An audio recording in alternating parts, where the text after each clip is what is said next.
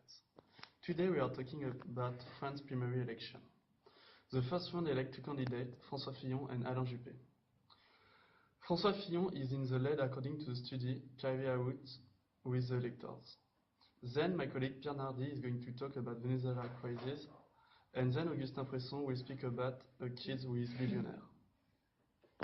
Predicted that the center-right French conservative François Fillon would get this far. François Fillon, l'outsider devenu le favori de la primaire de la droite et du centre. Il est arrivé largement en tête du premier tour hier. Meanwhile, it came as a big surprise that Fillon, who served Sarkozy as prime minister, should win the first round with more than 44% of the vote. Kicking the former President Sarkozy, who happens to be his ex-boss, out of the polls in the presidential Republican primaries. Who is he? Well, labeled an outsider in this contest and a political has-been. Now, the mainstream French polls never favored him.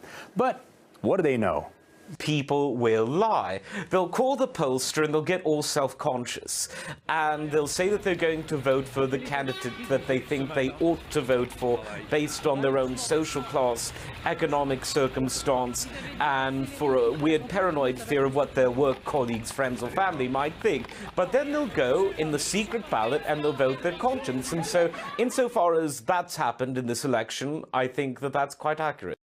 Finally, today I'm going to talk about the Venezuela's crisis. Venezuela is experiencing one of the most terrible social, economic and political crises experienced by a country in Latin America over the last 30 years.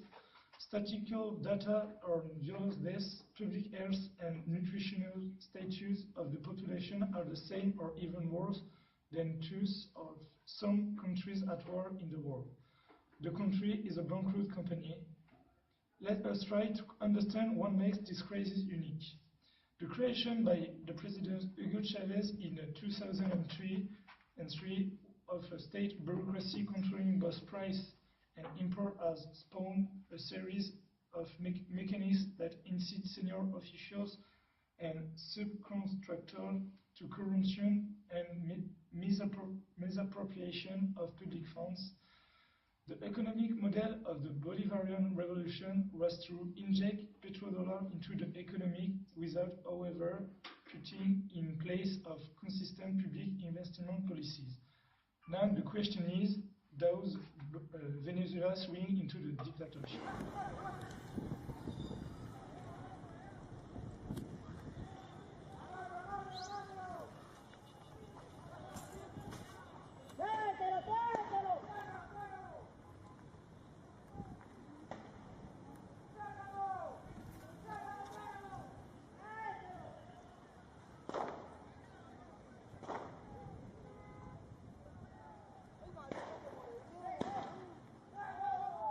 Hello, my name is Augustin, and I will present you Hervé. It's a young man of 14 years old and living in London. This man has a very wise gift for the business, and this boy has recently realized a nice value. As Genside reported, after earning 100,000 pounds by selling road tax reminders to stick to the automotive windscreen, Hervé invested some of this money in a building land and for build a luxury campsite. And but this boy changed his mind, and when a real estate company offered him to redeem his free acres of land, and for a total of €2 million. Thanks.